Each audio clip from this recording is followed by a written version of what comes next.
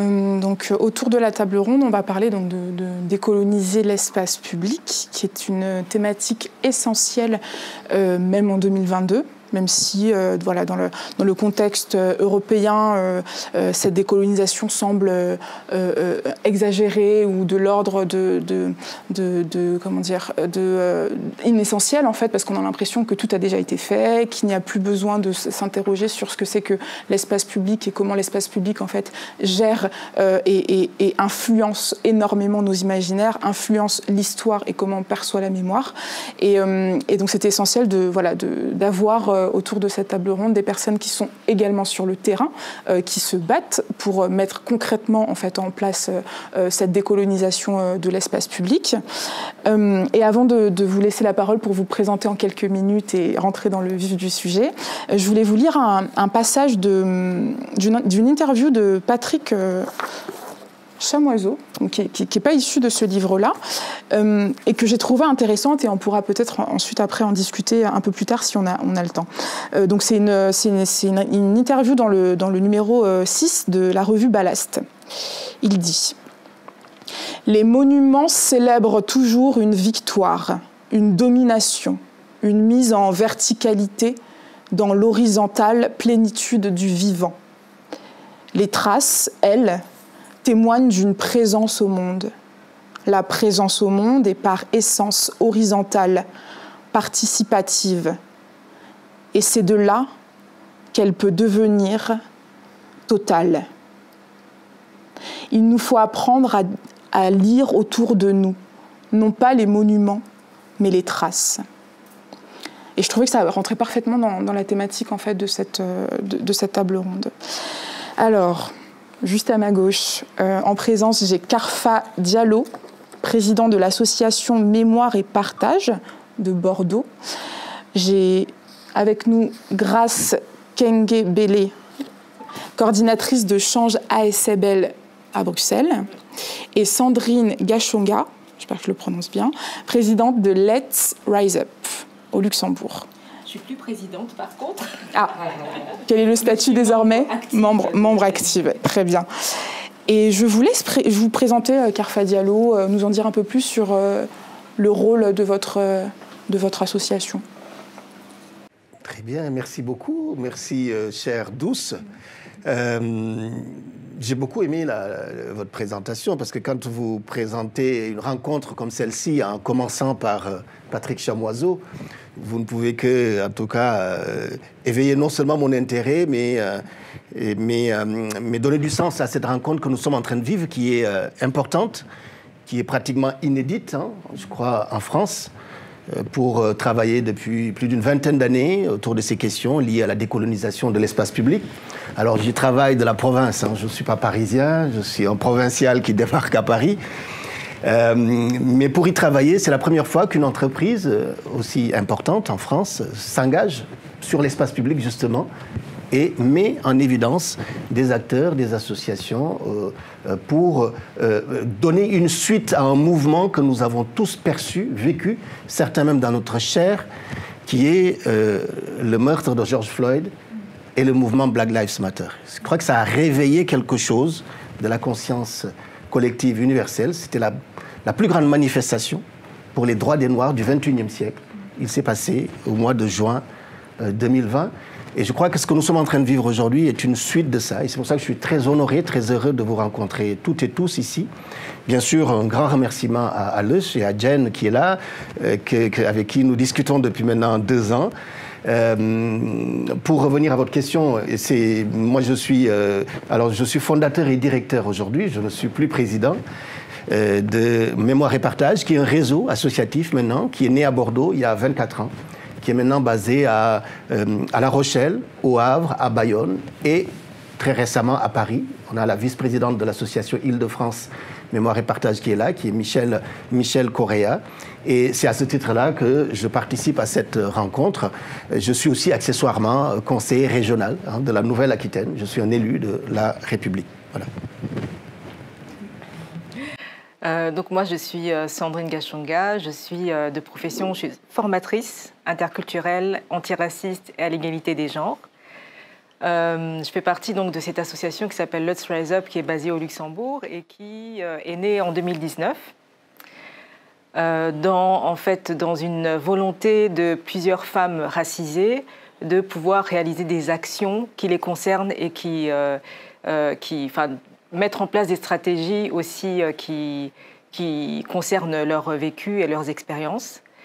Et comme Carfa le disait, en 2020, il y a eu la mort de George Floyd.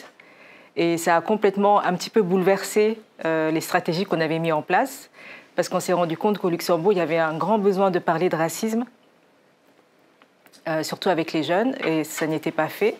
Et donc nous, on s'est donné pour mission de parler de racisme, en même temps dans une vision intersectionnelle, donc en parlant aussi d'égalité des genres et d'autres choses aussi. Et on a très tôt mis en place un groupe de travail sur la mémoire coloniale, parce qu'au Luxembourg, comme vous le savez, ce n'est pas un empire colonial, mais malgré tout, Luxembourg a été impliqué dans la colonisation de plusieurs pays, enfin surtout la Belgique, avec le Congo. Et c'est une histoire que les Luxembourgeois ne savent pas. Ce n'est pas enseigné à l'école. C'est très peu traité, enfin c'était très peu traité dans les médias jusqu'à ce que nous, on le mette en place aussi. Au niveau politique aussi, maintenant, ça commence à être considéré. Donc on a gagné quelques petites victoires petit à petit. Et voilà, on en est là aujourd'hui. Merci. Et merci aussi à Loche. Bonjour à tous. Donc moi, c'est Grace Kindebele.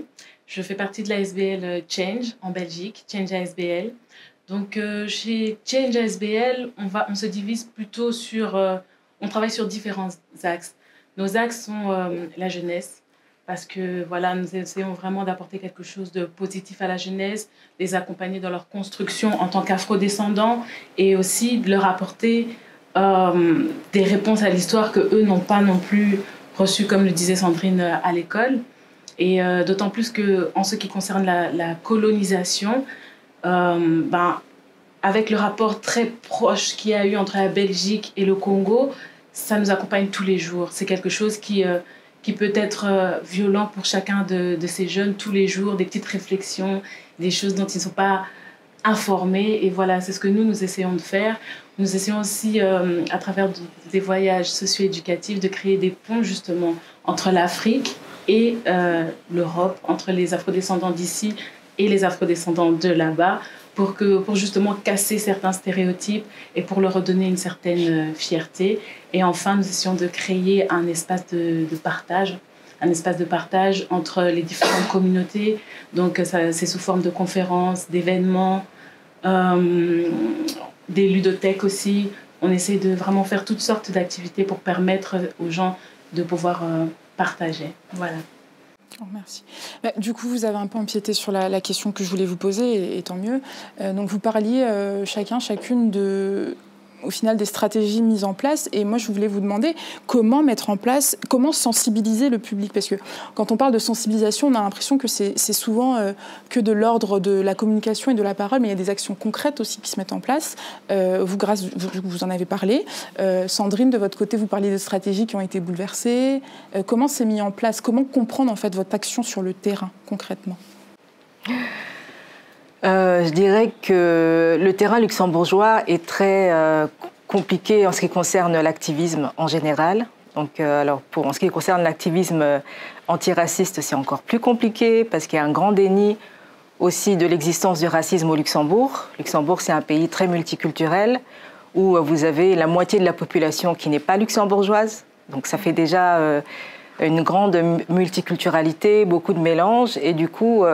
au niveau du gouvernement, des autorités, depuis très longtemps, l'idée de multiculturalité, c'est quelque chose qui est mis en avant comme image de marque pour vendre, en fait, pour amener des investisseurs, amener des gens qui travaillent aussi dans la finance et qui est le plus gros employeur du Luxembourg. Et donc, pour eux, enfin pour l'image de marque, la multiculturalité qui existe ne pouvait pas inclure du racisme. C'était pas possible qu'il y ait du racisme quand il y a 50 ou 100 nationalités qui vivent ensemble. Et pourtant, donc on a dû faire un effort de redéfinition déjà de ce qu'est le racisme vraiment, de dire que ce n'est pas la xénophobie, que ce n'est pas juste le fait de ne pas aimer les étrangers, mais que c'est quelque chose qui a été construit de façon historique, qui est né avec la colonisation de l'Amérique et la traite transatlantique. C'est quand tout ça a commencé que le racisme s'est mis en place, en fait. Et donc cet effort de définition a déjà pris un moment. Et après ça, donc, entre-temps, ce qui a été bien, c'est qu'on a quand même été soutenu un petit peu au niveau politique par un parti politique qui a mis la question de la colonisation en avant, avec une question parlementaire qui a été posée donc à la Chambre des députés, en demandant quand est-ce que, ils étaient vraiment très, très directs, hein, quand est-ce que le Luxembourg allait faire des excuses. C'était vraiment très direct, donc ça a vraiment explosé comme ça dans l'espace public, enfin dans les médias en tout cas. Et du coup, on a commencé à parler de passé colonial luxembourgeois. Donc on s'est rendu compte qu'il y avait des études qui existaient déjà, très peu, mais il y en avait. Entre-temps, il y a eu aussi, par la force de cette question parlementaire, il y a eu une décision, une motion à la Chambre des députés aussi pour mettre en place un département de recherche sur le passé colonial, ce qui est complètement inédit, ce qui n'existait pas du tout. Donc là, en ce moment, ça vient juste d'être mis en place et on va découvrir plein de choses qu'on ne savait pas. Mais le problème avec cette stratégie, c'est que la stratégie du gouvernement, c'est toujours de dire on va faire des études et après on verra. Et des élections l'année prochaine. Donc, du coup, voilà, ça va encore déplacer le problème jusqu'à un temps qu'on ne sait pas. Et on est obligé d'être tout le temps à vif, en fait, d'être tout le temps en train de rappeler, de refaire des événements aussi pour que les journalistes soient présents. Cette campagne, ça va être vraiment une grande aide pour nous. Parce que ça va vraiment nous permettre de continuer à mettre dans le débat public cette question du passé colonial. Il y a 3 jours, en fait, il y avait une conférence qui a eu lieu où il y a eu une personne de l'extrême droite qui a été invitée aussi pour parler de passé colonial, où donc cette personne a tellement dit des choses horribles qu'il y a un scandale aussi qui a éclaté. Donc voilà, cette campagne va vraiment nous permettre de continuer le débat et de faire des choses dans la durée, en fait. Et Ferka Diallo,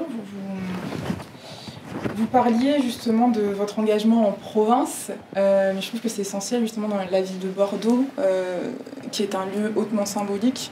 Est-ce que vous pouvez nous en dire plus et comment en fait vous mettez en place vos actions au sein de Bordeaux et peut-être le rôle aussi d'élus de la République Comment ça se joue cette jointure? C'est quelque chose qu'on a en commun, n'est-ce pas? Parce que Douce me disait qu'elle était de Nantes. Oui. Donc oui. Nantes, Bordeaux, La Rochelle, Le Havre. Oui. L'histoire du racisme en France c'est écrite fondamentalement au tout début dans les ports négriers. Souvent on est enfermé dans une lecture très parisienne, je m'excuse pour les Parisiens, très jacobine, mais en réalité l'histoire du racisme, la construction du racisme, sa puissance, sa force, comment les privilèges ont été appropriés, acculturés très profondément par la République par la suite, c'est à partir des ports négriers qui, à certains moments de l'histoire de France, ont été plus riches que le royaume de France lui-même. Et donc nous, c'est dans ces territoires-là qu'on a commencé à travailler. Donc Bordeaux, vous l'avez dit, c'était le deuxième port négrier français, mais c'est le premier port colonial. Une différence, le port négrier vit du commerce triangulaire, le port colonial vit du système esclavagiste. Et c'est ça la particularité de cette ville. Et c'est vrai que nous, très tôt, dans l'action de notre association, on a privilégié les traces du racisme sur l'espace public. Ce n'est pas les traces de l'esclavage ou de la traite des Noirs. Parce qu'en fait, quand on le dit comme ça éloigne les choses. Mais en réalité, tous les honneurs qui ont été rendus à des gens qui se sont rendus coupables de ce que la loi a qualifié de crimes contre l'humanité, ou bien qui se sont rendus complices, sont des honneurs qui sont une forme d'apologie du racisme, en réalité. Et cette lecture-là, elle n'est pas évidente. Il faut beaucoup de temps pour y arriver. Et nous, il nous a fallu du temps, dans une ville en plus comme Bordeaux, dirigée par un ancien Premier ministre français très puissant. Pendant très très longtemps, il a fallu déployer beaucoup de force et d'énergie pour arriver vraiment à transformer l'histoire de cette ville et à inclure l'histoire des combats pour la liberté dans le récit à la fois bordelais, mais aussi le récit national. Nous, ça a été vraiment la démarche que notre association a faite. Je disais tout à l'heure que cette prise de conscience qui est de plus en plus importante du lien finalement entre la traite, l'esclavage et le racisme est une prise de conscience qui est passée par, donc récemment pour beaucoup, avec le meurtre de George Floyd. Pourquoi est-ce que les jeunes du monde entier se sont rués sur les monuments qui honorent des gens qui ont fait la traite ou l'esclavage des Noirs? À Bristol, il y a une statue Colston qui tombe. Aux États-Unis, on interroge les monuments des Confédérés. Et en France, nous, depuis 24 ans, on faisait un travail sur les rues de Négrier. Les rues qui honorent les gens qui ont fait la traite des Noirs et l'esclavage. Donc, cette prise de conscience, elle se fait aujourd'hui parce que la question du racisme est une question qui est devenue systémique. En fait, je pense que c'est à ça qu'on se rend compte de plus en plus. C'est-à-dire qu'il y a un système qui est très, très ancré de privilèges qui fait que nos sociétés n'arrivent pas à assumer leur ambition, finalement, d'égalité pour tous. Et fondamentalement, la question, elle est là. Et nous, c'est de ce côté-là qu'on essaie de le traiter et en faisant quelque chose qui sont les sortes de parcours mémoire dans les 5 villes dans lesquelles notre association est implantée en France. On a mis en place des parcours mémoire autour des traces du racisme et de la colonisation et donc de l'esclavage. Et c'est comme ça que nous, on essaie, au niveau de l'association, de travailler cette question-là et d'arriver peut-être à influer sur les décisions politiques. Des décisions politiques qui, en France, comme vous l'avez suivi, ont eu un moment, disons, de déclic important. C'est la loi Taubira, qui a été votée en 2001, qui est le fruit aussi des mobilisations associatives. Cette loi est la seule. Moi, je suis très heureux de cette rencontre parce que c'est la première fois en plus qu'on a l'occasion de rencontrer quelque part d'autres acteurs autour de cette campagne, que ce soit luxembourgeois ou belges, pour vraiment montrer le caractère systémique de la construction du capitalisme européen. Puisque l'entreprise colonialiste, esclavagiste et raciste, parce que tout est lié, c'est une entreprise européenne d'abord. Elle est européenne d'abord et c'est en ça où c'est important parce que cette loi Taubira, qui est encore la seule en France, ni au Luxembourg, ni en Belgique, on a voté une loi pour dire que la traite et l'esclavage des Noirs constituent un crime contre l'humanité. Cette loi Taubira, elle a participé à inscrire dans l'agenda républicain. Pour répondre à votre question sur mon statut d'élu, dans l'agenda républicain, il y a des journées de commémoration qui sont importantes, qui participent aussi à faire ce travail de mémoire. Donc il y a un champ extrêmement vaste sur lequel on peut agir et sur lequel nous, on essaye, dans notre réseau aussi, d'agir donc concrètement sur le terrain, avec les établissements scolaires, les collèges et lycées, avec le grand public. D'accord. La question, en fait, là, ce que j'entends, c'est aussi comment se réapproprier cette mémoire, comment se réapproprier l'espace public. Grâce, vous parliez donc de tout ce qui était mis en place d'événements et de voyages socio-éducatifs, notamment pour la jeunesse.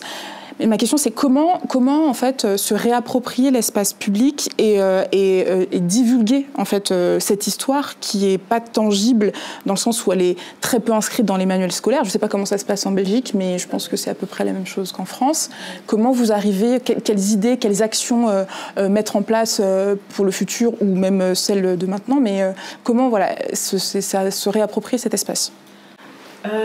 Je dirais qu'en Belgique, on a quand même cette chance, cette force d'avoir quand même, pour un si petit pays, beaucoup d'associations qui chacune œuvrent et font des actions qui permettent justement de changer peut-être la vision qui a été installée de l'homme noir en Belgique.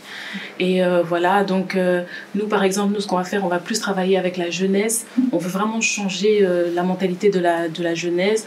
On travaille aussi avec des écoles, avec des écoles.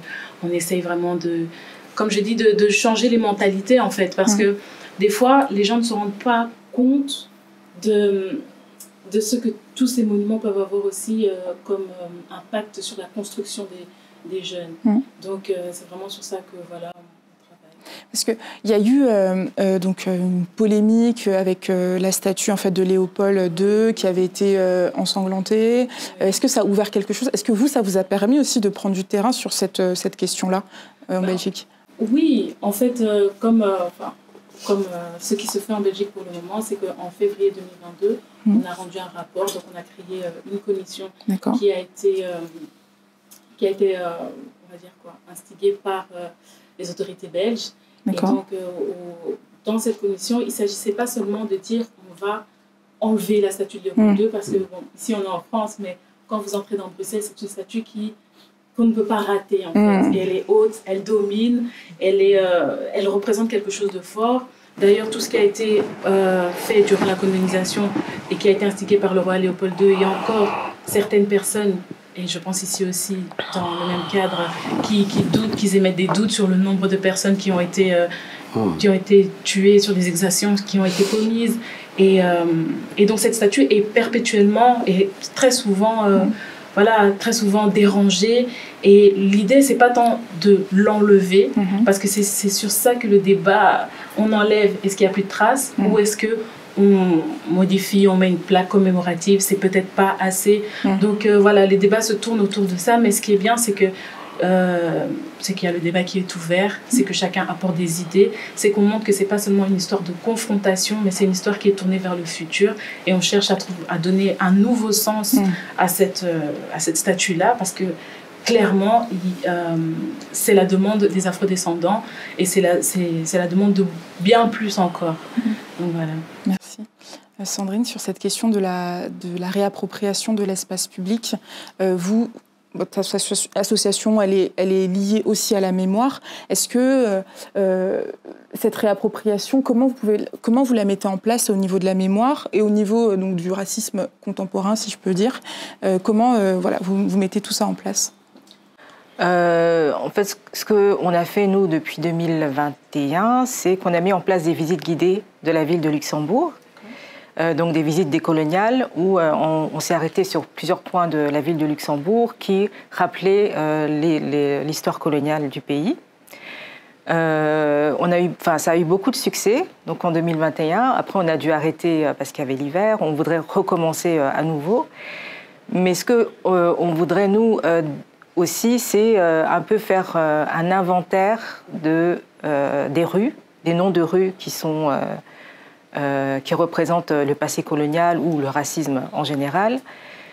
Et ça, je pense que c'est quelque chose d'indispensable à faire pour l'instant. Et on va se tourner vers ça, vraiment. Et voilà.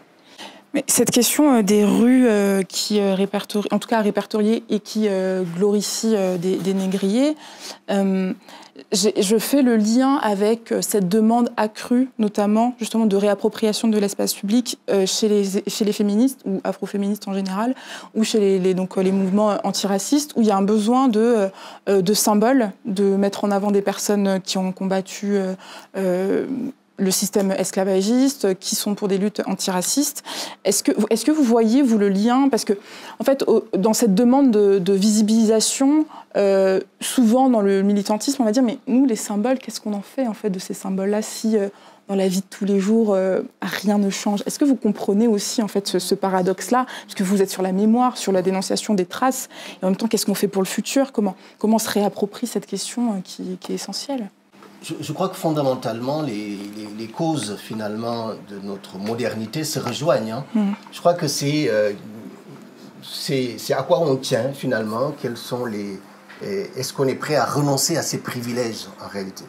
Que ce soit sur la question des droits des femmes, que ce soit sur les questions liées aux minorités, jadis mises en esclavage, il s'agit de discuter de l'espace symbolique que nous avons en partage, qui sont nos villes. Ce qui est totalement nouveau aujourd'hui dans nos sociétés, avec ce 21e siècle, et même, on va le dire, avec l'espace symbolique qui sont les réseaux sociaux, c'est en fait l'irruption de tout ça dans notre intimité. C'est-à-dire tous ces gens, les femmes qu'on avait mis à la cuisine, il ne faut pas qu'elles soient là. les populations noires qu'on exploitait dans les colonies, que ce soit en Afrique ou en Outre-mer, en Amérique, elles sont maintenant là. Elles sont là physiquement parce qu'elles habitent Paris, elles habitent Bordeaux, elles habitent Bruxelles, elles habitent Luxembourg, mais elles sont là aussi virtuellement. Et justement, il faut qu'on discute et qu'on négocie ça. C'est ça qui est nouveau. Et certains vont effectivement se rétracter sur une sorte d'orgueil, finalement, d'orgueil très, très patriarcal. J'ai le pouvoir, j'ai toujours décidé du sens qu'il fallait donner à la vie, eh bien je vais continuer. Donc les femmes n'ont pas place dans cette discussion, encore moins les Noirs. Il y a quelques jours, à Bordeaux, nous avons inauguré avec la mairie de Bordeaux la nouvelle majorité. Vous avez tous compris qu'à Bordeaux, après 70 ans, la ville est passée à gauche. Oui. Tous les 70 ans, c'est pas mal. Merci. Mais on a inauguré un panneau explicatif sur la rue Colbert. Colbert, que vous connaissez très bien, parisien, vous savez que devant l'Assemblée nationale, vous avez un immense buste. Et vous avez tous remarqué que lorsqu'il y a eu le mouvement Black Lives Matter, un homme comme Jean-Marc Ayrault, ancien Premier ministre, ancien maire de Nantes, lui-même a évolué sur le sujet et a fait une déclaration en disant qu'il fallait changer le nom de la salle de l'Assemblée nationale qui porte le nom de Colbert. Vous savez aussi qu'un autre militant, Franck Lolia, qui est guadeloupéen, a tagué cette statue. Il a été même... négrophobie d'État, et il a même été condamné pour ça. Eh bien, nous, à Bordeaux, et dans tout notre réseau, ce que nous avons privilégié, ce n'est pas d'effacer les symboles de la violence. Parce que pour nous, ce qui nous semble le plus efficace, c'est que le symbole du crime reste comme quelque chose qu'on ne doit plus jamais faire. Parce que si on efface la statue, il n'y a plus de discussion, il n'y a plus de dialogue. Il faut que ça reste. Et nous avons inauguré, avec la ville de Bordeaux, le 13 mai, un panneau explicatif sur la rue Colbert.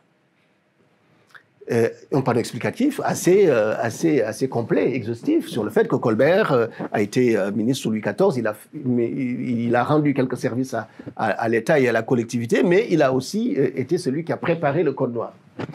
Eh bien, moins d'une semaine après, la statue a été taguée par des gens qu'on ne connaît pas. Donc il y a encore aujourd'hui une vraie tension autour de ce sujet, autour de l'espace public.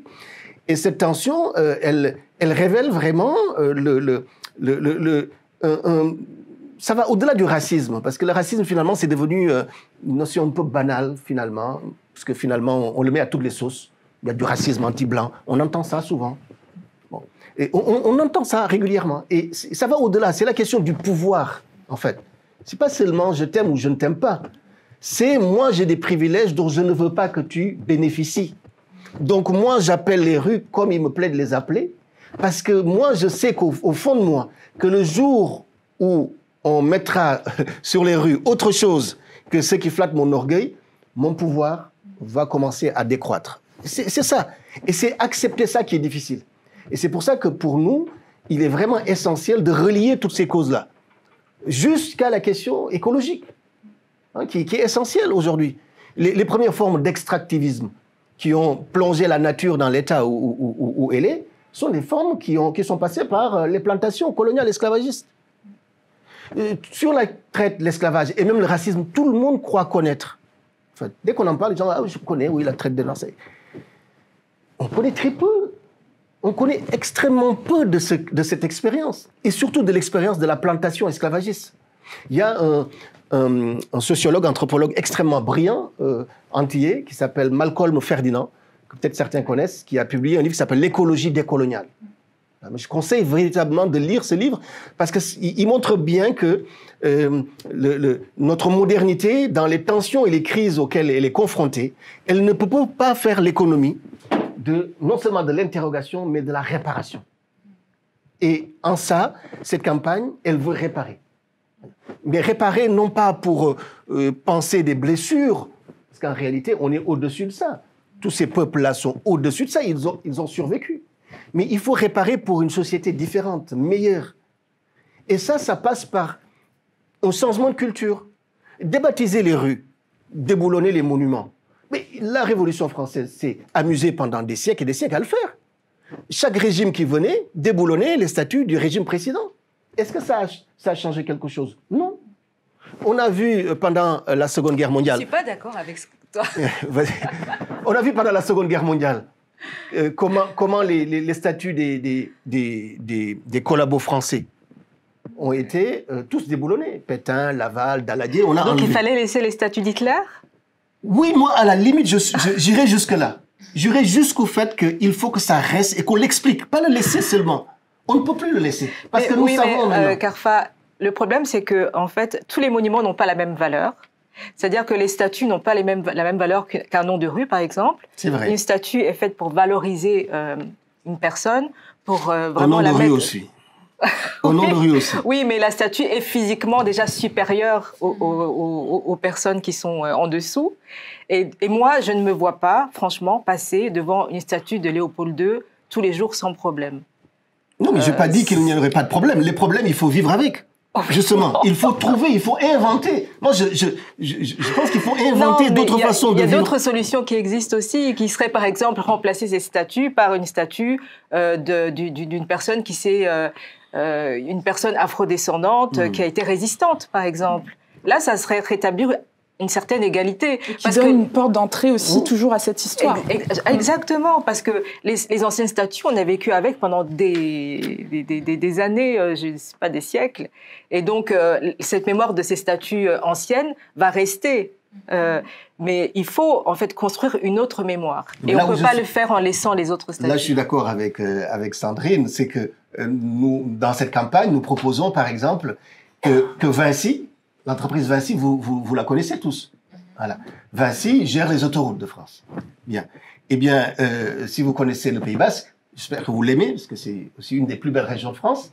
Eh bien, quand vous prenez l'A63, vous arrivez à Biarritz, vous avez un péage qui est indiqué en grand, le péage La Négresse.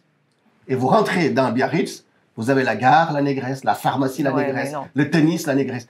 Là, c'est vrai que c'est difficile. On ne peut pas mettre le panneau explicatif. Il faut. Donc c'est vrai, je relativise ce que je dis sur le. Voilà, ça dépend des situations, bien évidemment.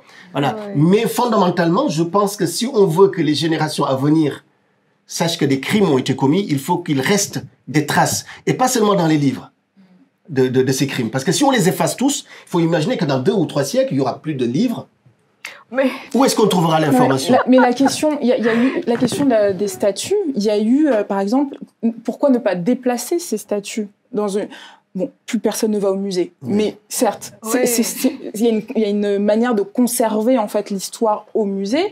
Pourquoi ne pas déplacer ces statues-là quand on voit en fait que, enfin, justement l'importance des statues que Gallieni, Colbert, Lyautey, des criminels, on les appelle, faut dire les termes, des criminels sont glorifiés.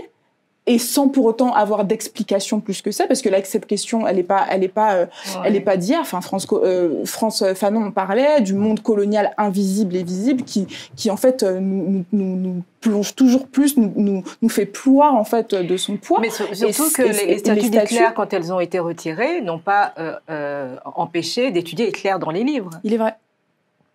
Donc la question, c'est ça, la glorification. Comment, moi c'est cette question en fait, comment à la fois on répare, on reconnaît et on transmet en fait. Comment cette question des réparations, vous parliez de, c'est pas forcément des excuses qu'il nous faudrait, des blessures, mais ce serait quoi du coup les réparations pour vous? Ce serait quoi? Est-ce que c'est une question financière? On l'a vu avec donc l'article qui est sorti sur la dette d'Haïti, qui est faramineuse. Enfin, ça se compte en milliards. Donc on comprend bien la situation d'Haïti désormais maintenant. Comment justement réparer? Qu'est-ce qu'on demande, en fait, à ces États-là? C'est pas seulement Haïti, d'ailleurs. Évidemment. Hein, c'est la Martinique, la Guadeloupe, la Guyane, la Réunion. On ne peut pas comprendre qu'aux dernières élections présidentielles, on ait les Outre-mer qui ont voté à plus de 70% pour l'extrême droite française, si on n'a pas une grille de lecture décoloniale. Ce ne sont pas des gens qui sont stupides. Ce sont des gens qui font une lecture d'une défiance et d'une trahison de la République pendant des siècles et des siècles, qui remonte à l'époque de l'esclavage, aux conditions de sortie du système esclavagiste.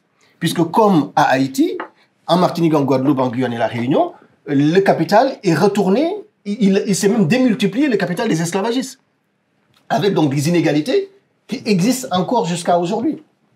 Donc pour nous, en tout cas, les réparations financières, elles sont incontournables. Sous quelle forme il faudrait, ça c'est pas ici qu'on en discutera, et encore moins moi qui ne fais plus de droit depuis très longtemps, mais c'est indispensable, dès l'instant. Je vais me permettre de vous couper, Carfa. Il y a eu un article de 20 minutes qui est sorti, qui était intéressant, vous pouvez le trouver, c'est une cartographie qui référence en fait notamment les familles de négriers et leur fortune désormais. Donc pourquoi pas taper aux portes de ces gens-là? C'est une base de données qui a été faite par le CNRS, que vous pouvez trouver tous sur Internet. Ça s'appelle Repairs. Et cette base de données, en fait, c'est sur les indemnisations qui ont été versées. Qui a été indemnisé? Qui a été indemnisé? Et c'est très curieux aussi là. Et pour aller du très fait loin. de l'abrogation de l'abolition de l'esclavage. Donc oui, on a des données chiffrées qui existent et qui permettent de savoir où est ce capital aujourd'hui. La Caisse des dépôts, c'est elle qui a géré l'indemnité que la France a exigée et obtenue d'Haïti. On sait où elle se trouve. L'Élysée, c'est Antoine Crozat, un très grand négrier français qui l'a construit. Donc on connaît cela. Mais il y a une chose qui est importante, encore une fois, c'est la question du privilège et la question de l'identification. S'identifier à un noir est quelque chose qui semble encore impossible pour la plupart de nos concitoyens. S'identifier vraiment, se mettre à la place de cette femme qu'on appelle la négresse là-bas à Biarritz. Est-ce qu'on peut se dire que c'est moi? Est-ce qu'on peut se dire c'est ma mère? C'est ma grand-mère? Est-ce qu'on peut se dire ça? Parce que si on peut se dire ça, on ne passe plus là-dessus. Et tout le problème, c'est ça. Et si on se dit ça, mais on est prêt, sur son salaire, à donner 5, 10 euros, à renoncer à des privilèges pour réparer ce qui nous a permis d'accumuler le statut que nous avons aujourd'hui. En ce qui concerne les réparations, si je peux me permettre, bien sûr, il faut des réparations financières. Ça serait bien si on arrive à arriver jusqu'au bout. Il faut aussi la restitution. Et au Luxembourg, on a vraiment de la chance parce que on a un musée, donc le Musée national d'histoire et d'art, qui de lui-même s'est proposé, enfin a fait les recherches pour pouvoir restituer un certain nombre d'artefacts qui étaient dans le musée. Et ça, je crois que c'est inédit dans toute l'Europe. Donc ça, c'est une bonne chose. Et en fait, quand on parle de réparation, on peut parler aussi de qu'est-ce qu'on met dans les programmes scolaires, quelle vérité on rétablit dans les programmes scolaires, qu'est-ce qu'on fait en matière d'emploi aussi, d'aide à l'emploi pour les personnes qui sont discriminées à l'embauche. Au Luxembourg, encore, on a un problème de logement. Donc, les logements sont il y a très peu de logements, il y a beaucoup de monde. Et on sait qu'il y a aussi beaucoup de discrimination au logement. Donc, là, faire aussi des choses, mettre en place des actions positives pour ça serait bien. Et il y a aussi, bien sûr, la question... Une forme de discrimination positive, c'est ça? Oui. Tu n'es pas d'accord, je crois. Non, si, non, je voulais juste que tu précises ça. Parce que... Ok, non, c'est de la discrimination. Moi, je suis d'accord avec je préfère le terme anglais, d'ailleurs, qui dit affirmative action. Ça dit beaucoup, d'ailleurs. Voilà, qui dit beaucoup plus. Sémantiquement. Et il y a aussi le fait des excuses. Alors là, les excuses, ça, c'est quelque chose qui divise un peu au Luxembourg. Je pense qu'en France et en Belgique aussi. Parce que on est des associations antiracistes dont une partie réclame des excuses et l'autre partie ne veut pas d'excuses, en fait. Mais pour nous, c'est important d'avoir des excuses parce que d'un point de vue symbolique, ça veut dire beaucoup. Au Luxembourg, en 2015, c'est la communauté juive qui a demandé en fait des excuses de l'État et les a obtenues assez facilement d'ailleurs. Enfin, ça n'a pas pris beaucoup de temps. Donc, nous aussi, on doit absolument exiger des excuses parce que ça nous permet aussi symboliquement de rentrer dans la communauté et de devenir des citoyens à part entière, ce qui n'est pas le cas en fait. Mais les excuses, ça n'arrive pas seul. C'est avec aussi d'autres choses plus structurelles aussi, c'est sûr. Et Sandrine, avant de vous passer la parole, Grâce, vous parliez donc avant qu'on commence, du statut de l'État qui était assez paradoxal au Luxembourg, c'est-à-dire que l'État n'a pas forcément participé à la colonisation, vous en parlez donc au Congo, que c'était des personnes privées particulières. Donc, comment demander des excuses à l'État sur cette question-là? Sur la question du racisme, je veux bien comprendre, mais en soi, demander des excuses, le racisme sera toujours, sera diffus dans la société, mais sur la question de la colonisation, comment arbitrer? En fait, l'État dit qu'il n'a pas participé parce qu'il n'était pas attaché juridiquement au Congo, mais en réalité, il a participé de façon active parce qu'on a un Premier ministre en fait, qui s'appelle Joseph Bech, qui, par exemple, allait dans les fêtes organisées par le Cercle colonial luxembourgeois, qui était l'association des anciens coloniaux, qui préparait les gens à partir au Congo. Donc, il allait là-bas, il les laissait promouvoir leurs événements, il laissait cette association, voilà, l'État, en fait, laissait cette association aller dans les écoles pour faire du prosélytisme. Ils organisaient chaque année un concours pour un étudiant, pour qu'il aille faire 3 mois dans la colonie. Donc, on ne peut pas dire que l'État n'était pas... Il y a aussi un grand événement colonial, comité colonial mondial, qui a été organisé au Luxembourg et qui a accueilli des coloniaux du monde entier, en fait. Et donc là, on ne peut pas dire que le Luxembourg... et la grande duchesse de l'époque était invitée à cet événement. Elle a assisté à l'événement tranquillement, sans problème. Donc voilà, l'État a participé, ça c'est sûr. Il y a des archives, il y a des preuves, voilà, absolument. Que les excuses selon vous. Exactement. Et des actions aussi à mettre en place. Oui, grâce sur la question des excuses, des réparations. Oui, ce que je disais, ce que je voulais rajouter, c'est que voilà, nous en Belgique, c'est plutôt donc Léopold II qui était roi. Aujourd'hui, ce n'est plus la monarchie, je veux dire, qui dirige la Belgique, mais nous avons encore un roi, le roi Philippe. Et ce que je disais, c'est qu'en 2020, il a quand même exprimé des regrets. Donc, c'est encore timide. Donc, voilà, il y a bien quelque chose qui semble avoir été amorcé, mais voilà, les afrodescendants, les personnes d'origine congolaise en veulent encore un peu plus de citer, de mettre des mots sur ce qui s'est réellement passé. Parce que lorsqu'on dit qu'on s'exprime sur des regrets, ça n'a pas vraiment marché, mais voilà, il y a eu... Et ce qui est dommage, j'en parlais tout à l'heure avec quelqu'un d'autre, et je disais, il y a quand même par rapport à la colonisation, une espèce de nostalgie latente comme ça. Et si on ne fait pas attention, on peut vite s'en mêler les pinceaux et diluer en fait ce que la colonisation a été réellement. Je vois très bien. C'est très juste, excuse-moi. Oui. Mais cette nostalgie, elle est française aussi. Vous avez quand même tous suivi l'élection présidentielle et encore aujourd'hui. Quand on parle de grands remplacements, d'assimilation. L'assimilation, c'est quelque chose, c'est cette nostalgie qui est encore extrêmement présente et qui est extrêmement dangereuse puisqu'elle gagne des voix, on le voit bien. Du coup, on l'a un peu abordé, mais la question de la décolonisation de l'espace public, je la trouve parfois bornée justement à cet espace-là. Est-ce que vous pensez que ce serait tout aussi utile de parler de décoloniser les imaginaires, de décoloniser les arts, en fait, d'avoir un côté de répondre de manière systémique en fait à un système qui est assez total aussi en face?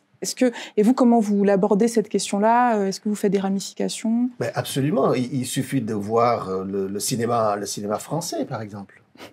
Sur la question de l'esclavage, la traite des Noirs, on a beau chercher, on voit rarement de production soutenue, même par le service public, autour de ce sujet. Ils sont extrêmement rares.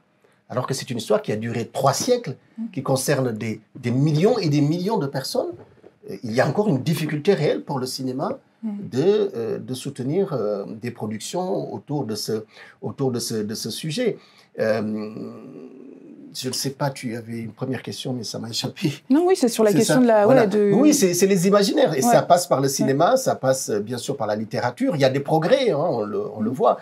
Mais bon, c'est encore extrêmement lent, c'est extrêmement difficile et compliqué quoi, à changer ces imaginaires et ces mentalités-là.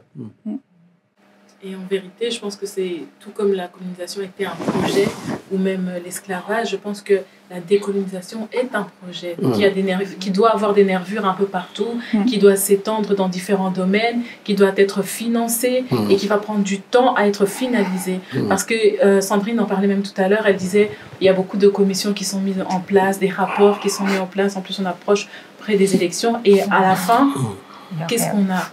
Donc c'est à nous à faire accélérer les choses. Et parfois on pense aussi que c'est une question qui ne touche que les afrodescendants, mais on ne peut pas le faire seul non plus. C'est une question qui touche l'humanité, j'ai envie de dire, qui touche le profond de l'être humain. Et si tout le monde ne s'y engage pas, ben on risque de ramer encore longtemps en fait. Donc c'est vraiment, pour moi, c'est vraiment un projet qui doit être pensé à différentes échelles et il faut avoir conscience que dans ce projet-là, ça va prendre du temps, mais il faut s'accrocher.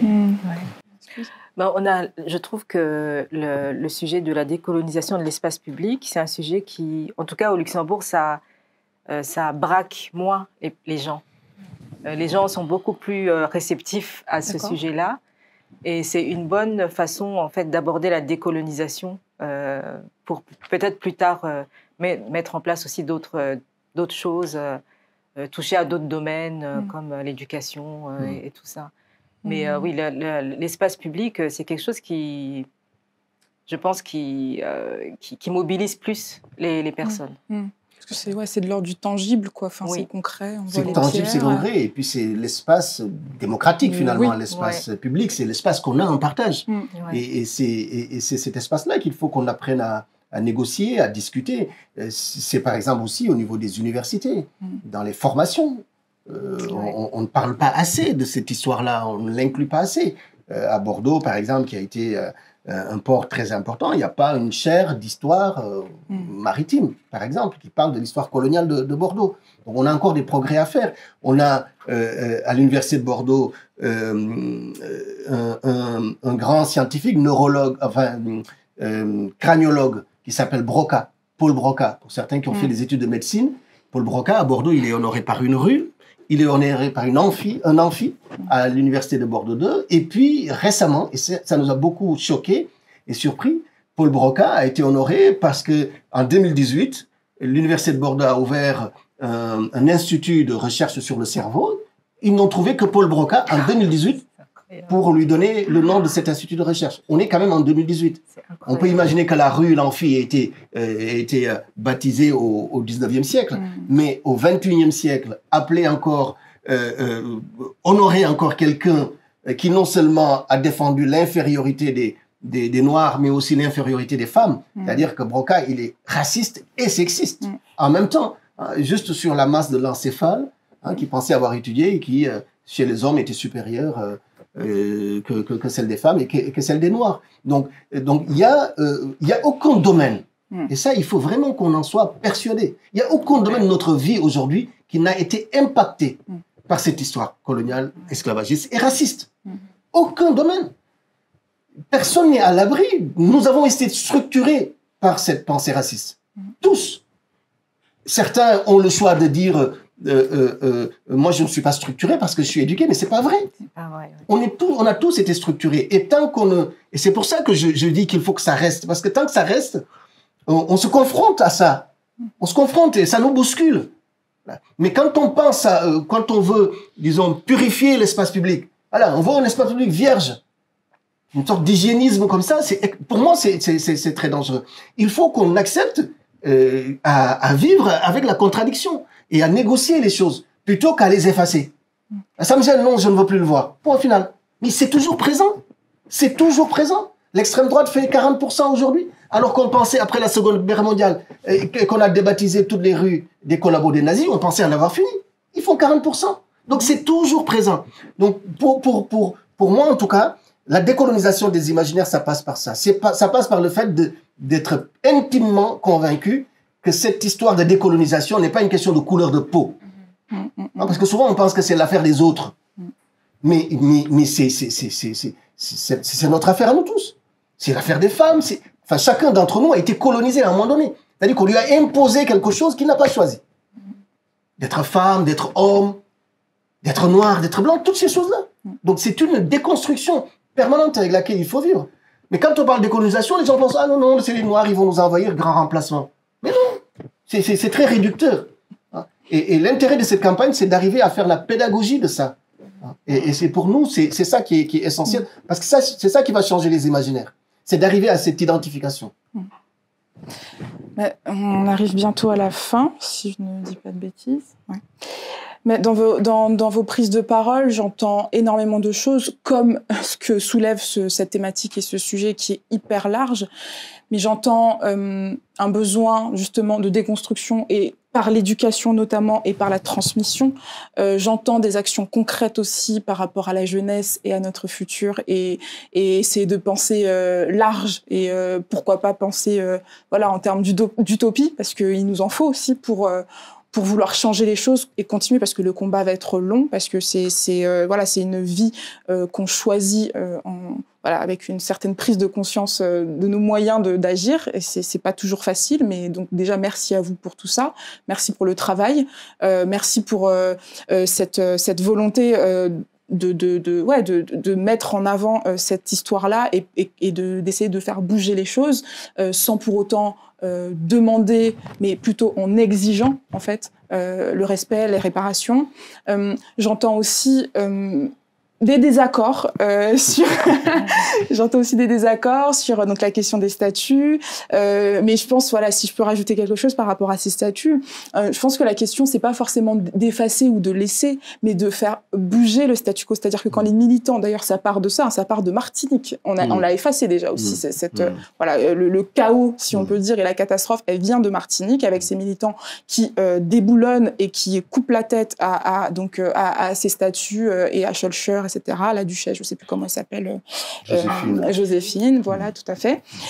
Et en fait, après, ça se répand et on voit qu'il y a un backlash. On voit que donc désormais Darmanin a constitué une cellule de déboulonneurs, comme si en fait c'était des terroristes. Enfin, on voit en fait que la tension est extrêmement forte, mais c'est monté jusqu'au haut de l'État.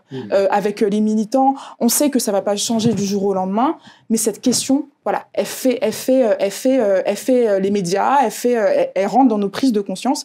Et je pense que c'est ça le plus important. Et malheureusement, il y a des personnes qui incarnent en fait cette souffrance et qui incarnent ces luttes-là. Et on espère les soutenir avec ce qu'on peut en termes de soutien, de partage, suivre en fait ce que ces militants et militantes vont advenir, parce que c'est important aussi d'être en lien sur cette thématique de la décolonisation. J'avais une dernière question pour vous.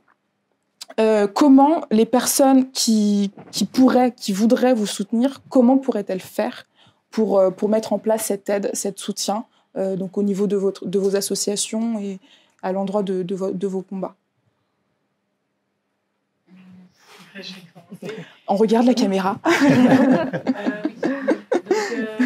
Comment nous soutenir? Premièrement, par votre présence, j'ai envie de dire, parce qu'on a beau monter des conférences, des projets, si les gens n'y participent pas, si les gens n'y montrent pas d'intérêt, clairement, on passe à côté de quelque chose. Ensuite, je dirais aussi, c'est le relais. Le relais, c'est pouvoir pas seulement relayer des événements qui pourraient être sur les réseaux sociaux, sur nos sites internet ou quoi que ce soit, mais déjà relayer cette thématique-là, en parler, ramener ce sujet-là sur l'espace public pour faire bouger les choses, c'est une façon aussi de nous soutenir. Enfin, comme la colonisation l'a été, c'était aussi un projet, on n'aime pas trop parler d'argent, mais c'est aussi un projet qui tient son essence dans l'argent, dans ce désir de s'enrichir. Et si on peut voir de telles grandes villes en Europe, c'est aussi parce qu'elles ont été soutenues par cette colonie, cette colonisation, ces violences, et qui ont rapporté un grand nombre de richesses. Et donc, je pense que par là, nous soutenir financièrement pour pouvoir apporter du matériel didactique pour les enfants, pour pouvoir leur apporter du matériel de qualité, pour pouvoir transmettre un message de qualité, c'est aussi nécessaire. Voilà. Merci. Oui, tout ce que Grace a dit est juste. Oui, venir à nos événements, nous soutenir par les dons, par exemple, signer la pétition qui va sortir aussi, donc les 3 pétitions qui vont sortir. Et voilà, donc... Tu veux nous parler d'ailleurs de ta pétition? Oui. Tu l'as pas évoqué, oui, si on a un peu de temps. Bon, avant, en tout cas, nous, si vous voulez nous soutenir, c'est très simple. On lance une pétition aussi sur cette campagne qui est adressée à un homme en particulier, c'est Xavier Juliard. Je ne sais pas si vous le connaissez, c'est le PDG de Vinci. D'accord. On fait une pétition, une lettre, pour que Vinci débaptise le péage autoroutier La Négresse. Vraiment, très simplement, prenez cette pétition, vous allez la retrouver un peu partout, et partagez-la. Pourquoi on fait ça? Parce qu'on mène un combat pour que les quartiers La Négresse changent de nom. À Biarritz, en France, au XXIe siècle, on a un quartier qui s'appelle comme ça. Donc, on mène un combat pour que ça change. On a un recours administratif. Enfin, j'ai fait la garde à vue, la police m'a poursuivi à cause de ça. On a fait un recours administratif qui est en cours devant le tribunal administratif pour que ce quartier puisse changer de nom par une décision de justice. Depuis qu'on commence à faire ce combat, ça crée quelque chose dans la conscience collective des Basques. D'abord, moi, j'ai commencé à mettre un béret basque. J'adore les couvre-chefs. Mais en plus, qu'est-ce qu'ils font? Il y avait dans le quartier une pharmacie qui s'appelait La Négresse. Eh bien, la pharmacie a changé de nom récemment. Vous entriez à Biarritz, vous aviez une grande pharmacie, Pharmacie La Négresse. Il y avait un café qui s'appelait le Café Negro, avec une reproduction sur les tasses. Ils ont changé d'eux-mêmes. Donc, on s'est dit que si on arrive à convaincre Xavier Juliard, Vinci, de débaptiser, à terme, on va remporter le combat. Et ce n'est pas que du symbolique. Ce n'est pas que du symbolique. On a créé une antenne récemment dans le Pays Basque. Tout ce travail-là, il crée du sens pour certains. Même si c'est une personne, ça a du sens. Si ça répond à ses angoisses profondes, à son besoin de sens, ça a de l'importance. Donc, si vous voulez nous soutenir vraiment, pour nous, c'est ça. Relayer cette campagne, taguer Vinci, parce que Xavier Juliard n'a pas de compte Twitter, moi j'ai vérifié. Mais Vinci en a. La radio Vinci en a, puisque la radio Vinci, quand vous arrivez sur l'autoroute, il y a la radio qui vous dit que vous êtes arrivé au péage La Négresse. Voilà. Bon, donc, vous les taguez tous, régulièrement, là, pendant la semaine, là, c'est pas grand-chose une semaine. Ils vont bouger, parce que je suis sûr que Xavier Juliard n'est pas au courant. Il sait pas. Voilà. Mais grâce à vous, il le saura. Et il agira, parce que moi, je crois encore qu'il y a des gens qui sont de bonne volonté dans ce pays, qui sont mal informés, sûrement quelques-uns mal éduqués, même s'ils ont de grands diplômes et qui sont PDG, mais vous pouvez participer à ça, à leur ouvrir les yeux. Voilà. Et Sandrine? Notre pétition à nous, en fait, elle vise une personne qui s'appelle Nicolas Citeaux, qui a été l'ingénieur de la première ligne de chemin de fer au Congo belge. Et pour construire cette ligne de chemin de fer, il y a plus de 5000 ouvriers congolais qui sont décédés. Donc voilà, c'est une personne qui a du sang sur les mains et on voudrait que le mémorial qui est à son honneur, qui a été construit dans la petite ville de Bacharach au Luxembourg, soit détruit, en fait, ou soit enlevé. Pas de panneau explicatif, vous avez compris. Et remplacé par un autre mémorial en l'honneur de ces personnes qui sont décédées. Voilà. Et où peut-être on parlerait justement de Nicolas Citeaux qui a eu ces méfaits-là. Oui, voilà. La boucle est bouclée. Voilà, c'est ça, exactement. Très bien. Je pense qu'on arrive au terme de cette rencontre qui a été, ma foi, nourrissante à tous les niveaux. Merci pour le temps pris, merci pour vos prises de parole, merci pour votre présence. Honorée. Merci aussi. Voilà. Merci. Merci à Lush pour cette rencontre et d'avoir permis cette rencontre d'esprit. Et on continue le combat. Voilà. Merci à vous. Merci à vous.